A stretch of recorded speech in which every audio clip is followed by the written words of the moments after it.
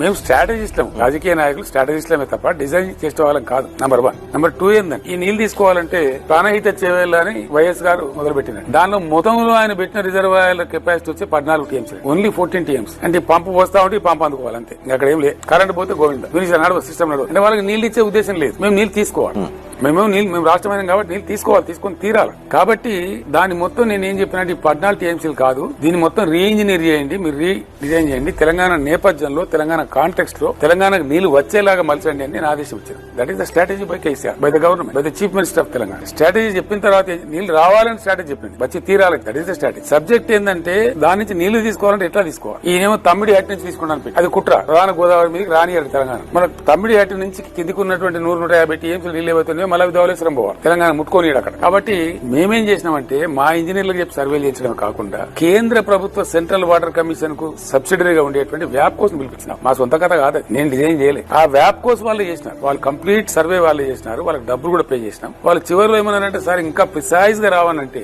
1 centimetre precise తో రావాలంటే lidar survey చేయించారు సార్. అప్పుడు రక్షణ మంత్రిత్వ శాఖ అనుమతులు తీసుకొని లైడార్ సర్వే చేసి అప్పుడు రూపకల్పన చేసి మీరు తమ్మిడి హట్టి దగ్గర తీసుకోవడం తప్పు.